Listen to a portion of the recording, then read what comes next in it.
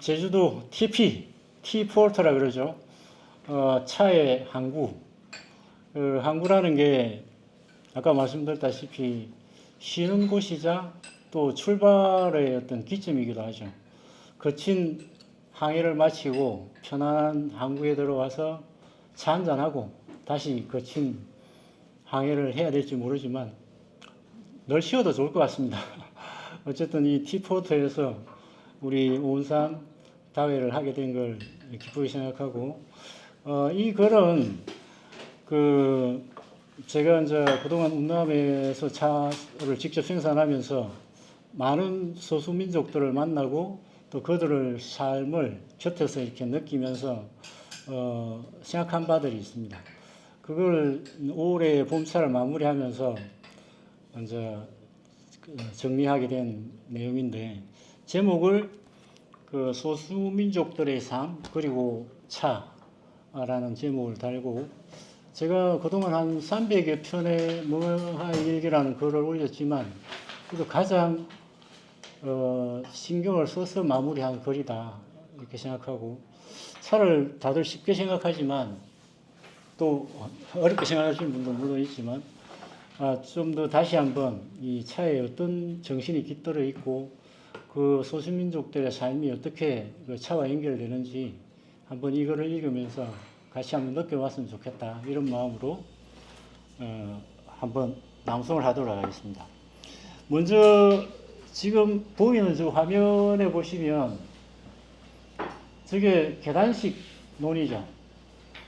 이 홍화, 지금 차광수를 좀 전에 마셨는데, 홍화에 가보면 원래 그 원양이라는 계단식 논밭으로 아주 유명한 지역이 있습니다. 전 세계 사진가들이 매년 봄철이 되면 와서 이제 사진 촬영을 하는데, 그 원양 그쪽은 저도 가봤지만 주로 관광지화되어 있어요. 그 유채꽃 심고 또 뭐 경치 사진 찍기 좋도록 이렇게 조성된 그 계단식 논이고, 요 랑티에 있는 이 지금 보시는 이게 원시 형태 그대로 지금도 아직도 농사를 짓고 있는 그런 계단식 논밭입니다. 이 논밭을 보면서 저는 처음에는 와 경치 좋네, 와 아주 어떻게 저래 만들었지 뭐 이렇게 쉽게 생각했는데, 자꾸 보다 보니까 그 논밭을 만든 그 소수민족들의 삶이 제 마음속에 들어왔고, 그걸 느끼면서 이제 차하고 연결해서 이거를 쓰게 된 겁니다. 윈난성 어디에나 차나무가 있고 꿀짝꿀짝이마다 사람들이 살고 있습니다. 굽이굽이 산등성이를 넘어갈 때마다 산비탈에 제비집처럼 붙어있는 소수민족들의 터전을 봅니다. 제비집이란, 요즘 제비가 오나 모르겠습니다. 제주도에. 제주도에는 아직도 제비가 오나요? 예. 요즘 육지에서는 제비 보기도 힘든데, 처마 끝에 이렇게 난간에 이렇게 제비집을 짓잖아요. 소수민족들 산에 사는 집들이 그래요. 그 꼭대기 그 벼랑에 그 얼기설기 그래 제비집처럼 붙어 있어요. 차 타고 가다 보면 하나의 풍경으로 보이지만 그 삶은 그만큼 열악했겠죠. 그 기름진 평야, 넓고 평평한 땅은 힘있는 세력들에게 내어주었습니다. 그것도 모자라서 쫓기고 도망쳐온 심심산골에 실험을 풀어놓고 숲속의 나무를 잘라서 얼기설기 집을 지었습니다. 나무집 아래쪽에는 짐승을 길러 온기를 나누고 파리, 모기랑 더불어 삽니다. 차나무를 만나러 가는 길에 무심코 카메라를 들이대다 망원렌즈로 다가오는 그들의 뜨거운 삶에 왈칵 눈물이 쏟아집니다.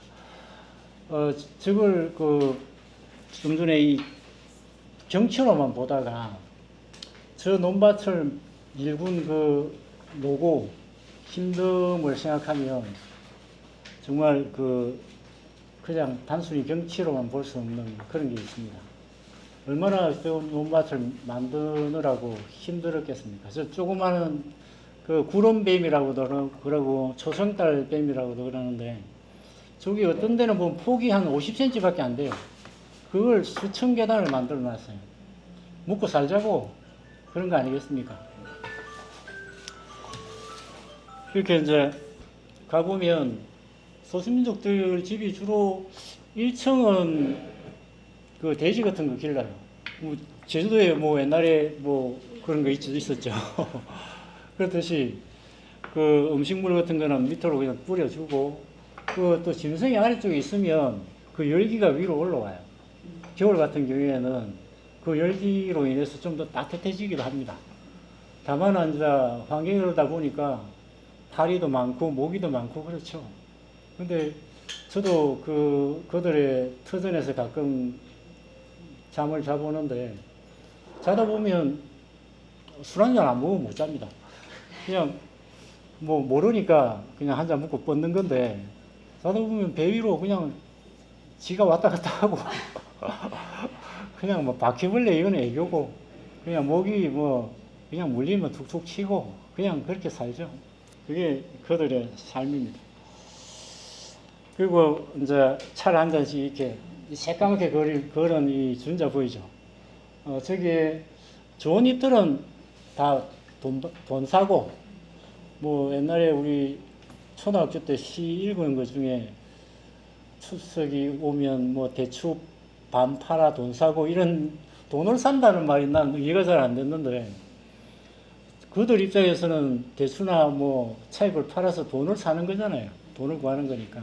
좋은 물건 팔고 그리고 좋은 것들은 그렇게 돈 사고 황천이나 부스러기 이런 것들은 그들이 이제 이런 새까맣게 끓은 저 준자에 그냥 뭉텅뭉텅 넣어서 물처럼 마시는 게 그들의 어떤 음다 생활입니다.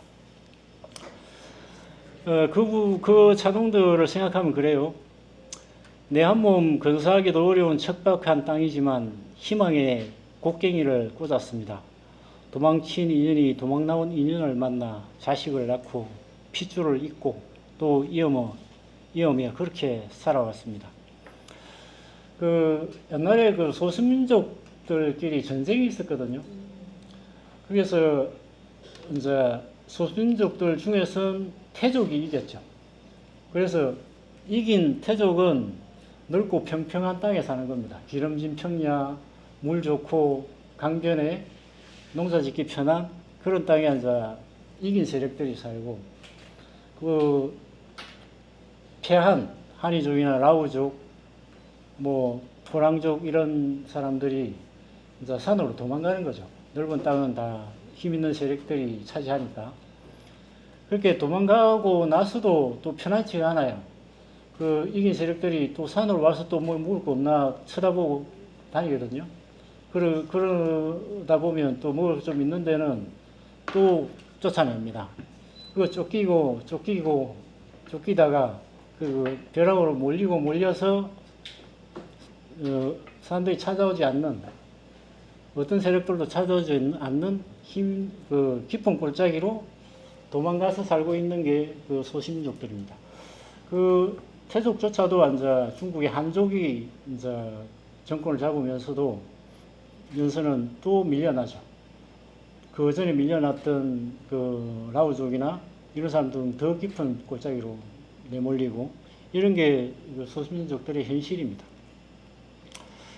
그 현실을 살아가는 나의 느낌이 차나무를 통해 쫓겨난 삶에 다가가고 도망치고픈 삶이 차나무를 통해 교감된 것이 아닐까 생각해 보았습니다. 그러나 그 삶 속에 차가 있었습니다. 긴 노동을 끝내고 주저앉았을 때 갈증을 달래주든지 노동을 해본 사람들은 압니다. 그 힘들게 일하고 그냥 앉는 게 아닙니다. 그냥 주저앉습니다. 되게 힘들면 앉는다는 것도 사치거든요. 그냥 퍼질리고 주저앉습니다. 그리고 그러다가 이제 잠들었는데 문득 깨어난 새벽에 문득 잠 깨면 온갖 생각들이 많아지죠. 그 어스름을 어루만져 주던 차. 아까 보았던 이 새까만 준자엔 새벽 어스름을 달래주는 그 차가 있습니다. 그 새벽에 문득 잠 깨서 잠이 안 오면 저 물 한 잔 마시고 그 실험을 달립니다. 그리고 아픈 자식에게 만병통치약으로 주던 차. 그들에게 무슨 약이 있겠습니까? 산속의 약초 등등인데 차의 시초도 애초에 보면 약이었어요. 신농씨가 이 약초 저 약초 이렇게 맛보면서 어디에 좋은지 이렇게 쭉 다 검사를 하다가 실험을 하다가 이렇게 중독이 됐어요. 그 중독된 걸 풀어주는 것이 이 차라는 어떤 차의 시원 역사에 보면 그런 기록이 있습니다. 그렇듯이 옛날엔 차도 하나의 약으로 이렇게 쓰였는데 특히 소수민족들은 차밖에 없으니까 그게 자식한테 가장 소중한 자식이 아파도 줄 수 있는 건 이 차밖에 없었다는 겁니다. 그리고 바람 부는 날 이 핫토불 주위에 동그마니 둘러 앉아서 미소를 나누던 차. 그리고 이 소수민족들이 주로 이제 비 오거나 바람 불거나 하면 늘 집안에서 저 핫토불 주변에 앉아서 차를 마시거든요.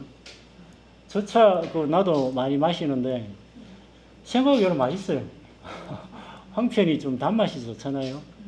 그래서 또 뭐 이런 밥그릇 같은 데다가 한 밥그릇씩 따라주는데 그렇게 마주 앉아서 따뜻한 불 쪼이면서 얘기 나누고 또 백주라 그러죠. 바이주라 그러죠.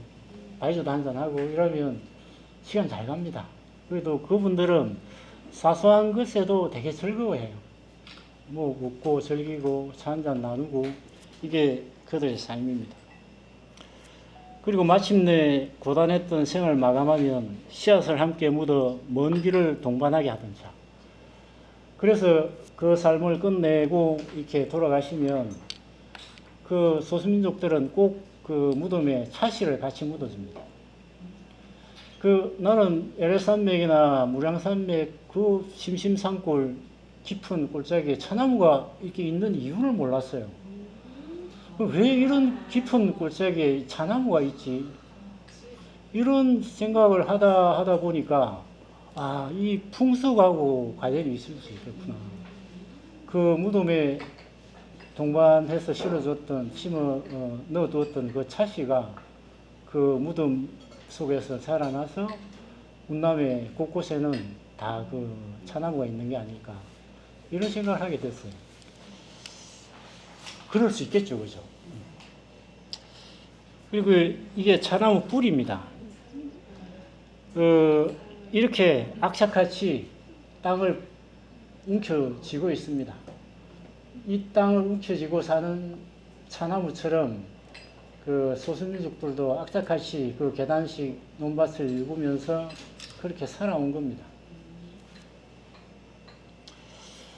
그 외딴 산 속에 보리수 나무를 보게 되면 한평생 수행만 하다가 때가 되어 염주 하나 걸치고 깊은 산 속으로 홀로 들어가 입적하신 고승의 자취를 느낍니다. 저 스님 계신데 실제로 그런 일이 있죠, 그죠? 평생 공부만 하시다가 이렇게 신도분도 없고 선방에만 계시는 분들이 얼마 전에 저도 뉴스를 통해서 봤는데 제주도로 가는 페리 배를 타고 가다가 뉴스 하나 달랑 남겨놓고 그냥 물속으로 들어가서 자취를 감춘 그런 스님도 계시고 실제로 이게 보리수 나무는 아니죠, 사실은.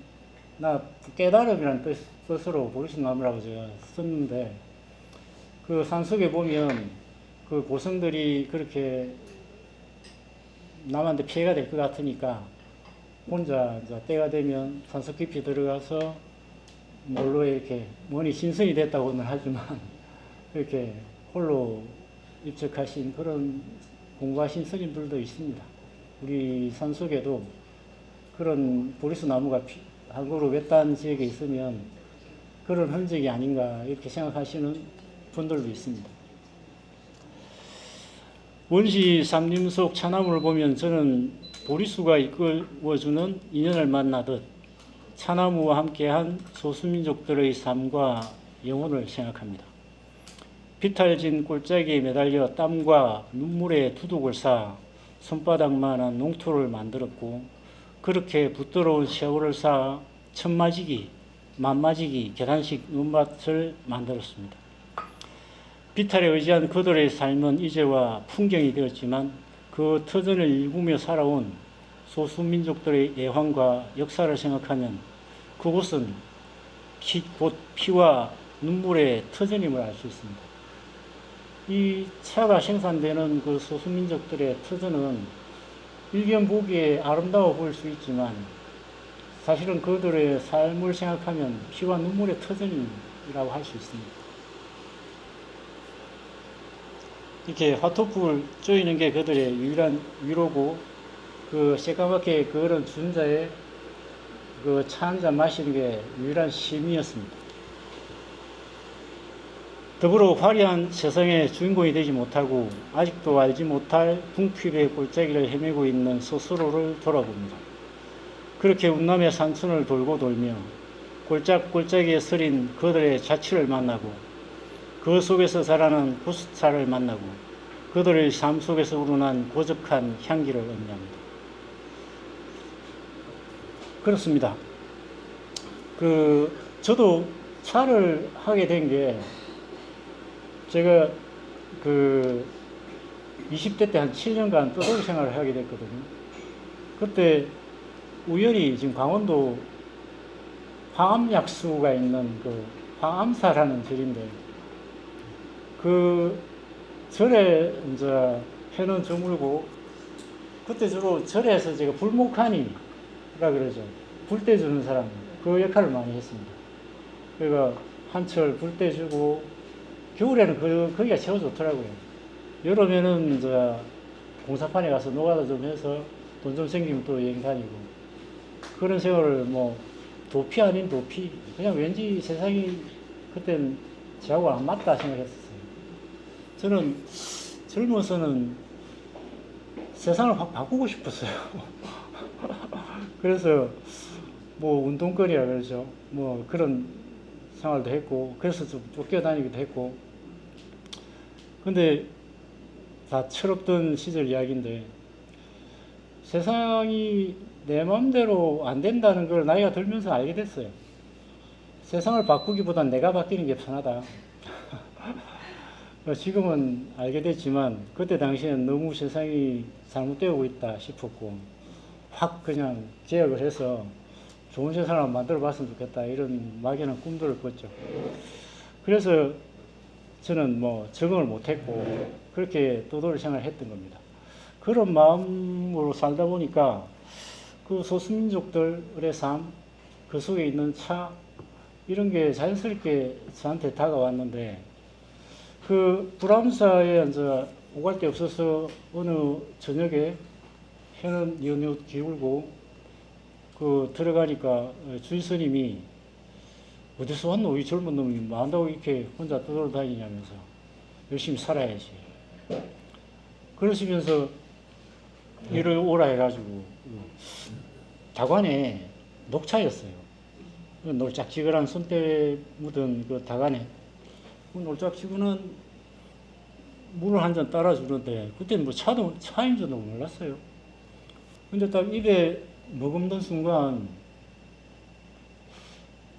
이게 뭐야? 저는 지금도 그렇지만 세상의 모든 맛에는 약간의 잡스러움이 느껴져요. 생선은 생선 비린내, 고기는 누린내, 김치는 짠맛, 매운맛, 이런 게 있잖아요.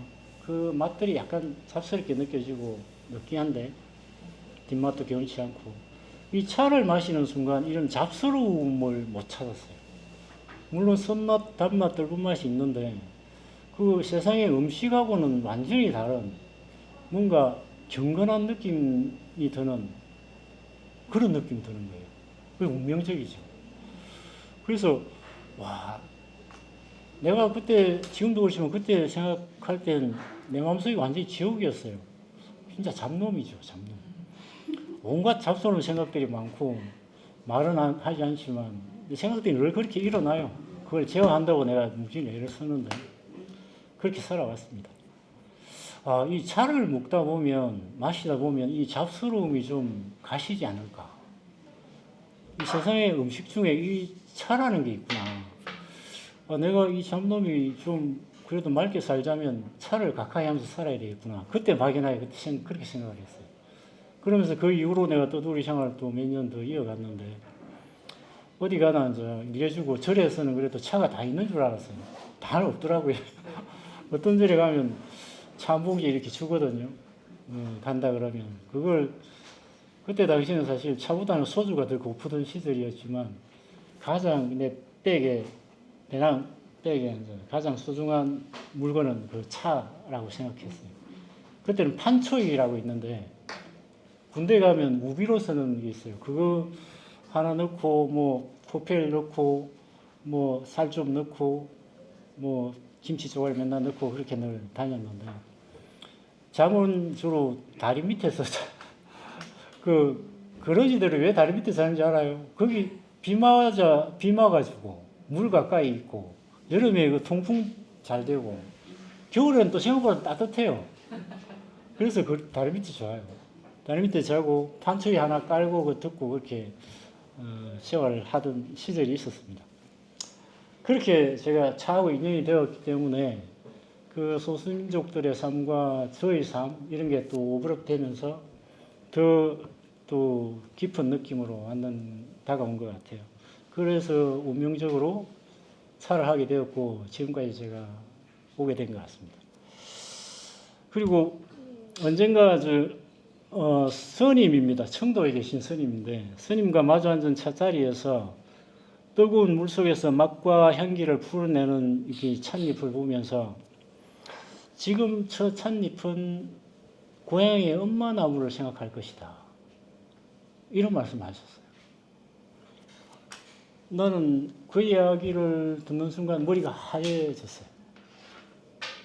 흔히 우리가 차를 마시면서 저 차나무의 고향, 그 차나무가 달렸던 원래 그 고수 차나무를 막연히 생각하지만 이 차잎이 엄마 나무, 그 자기가 매달려 있었던 그 모수라 그러죠. 모수를 생각할 것이라는 생각은 못했죠. 처음 그 이야기를 제가 듣고 나서 야 그렇겠구나 이런 생각을 하게 됐습니다. 이게 차잎이 물속에서 이렇게 풀리는 장면이죠. 제가 지금까지 들었던 차에 대한 어떤 예찬보다 가슴을 울린 말씀이었습니다. 깊은 산골 맑은 바람 속에서 순수한 영혼들과 더불어 살아다가 어느 순간 딸각 분리되어 시들어지고 뜨거운 불에 달구어 비틀리고 자결한 태양에 새까맣게 말라서 이역만리 건너와 비로소 내 앞에 몸을 푸는 찻잎을 바라봅니다. 그렇죠. 차잎이 생산되는 과정을 여러분들이 떠올려 보면 그 고수차 같은 경우에는 진짜 심심산골 깊은 골짜기에 이렇게 우뚝 홀로 자라는데 거기에서 있을 땐 그냥 그 자연 속에서 행복했을 것 같아요. 그 찻잎도 봄바람이 춤추면서 나팔거리면서. 근데 딸깍 분리되는 순간 그 차나무와는 이별인 거죠. 흡사 우리가 엄마하고 분리되어서 세상으로 나올 때와 비슷한 느낌인 것 같아요. 그렇게 딸깍 분리가 되면 그 순간부터 고생인 거죠, 사실. 엄마하고 떨어지면 고생이듯이. 그렇게 이제 1차로는 시들리기를 하죠. 풀이 죽습니다. 시들리기를 한 다음에 그걸 또 이제 덮죠. 새까맣게 이제 붉은 불에 이제 달구어집니다. 우리가 세상에 길들여지는 과정하고 비슷한 것 같아요. 달구어져서 또 비빕니다. 이 온몸에 몸에 가지고 있던 이 액체를, 물기를 뽑아내는 거죠. 그 유념을 비비면 그 액체가 삐져나와서 그게 이제 차 맛이 되는데, 그게 이제 유념의 과정을 거치고 또 새까만, 자결한 태양에 새까맣게 이제 바짝 말리죠. 우리가 세상을 살다 보면 그런 과정들을 겪죠. 사회생활이라는 게 늘 엄마 품에 있을 때하고는 다르죠. 그렇게 고생을 하는 겁니다. 우리가 이 세상에 나왔다는 것 자체가. 그렇게 고생을 하다가 또 이쁘게 내 이름이란 내 명함에 포장된 나가 되어서 이제 비로소 그 뜨거운 물에 이제 그 찻잎이 풀리면서 그 향기와 그 영혼을 내 몸속에 넣어봅니다.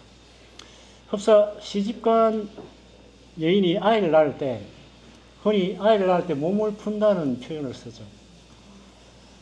낳아주고 길러준 엄마를 생각하듯이 뜨거운 물속에서 몸을 푸는 찻잎을 바라보며 비로소 저는 차맛의 근원을 생각하게 되었습니다.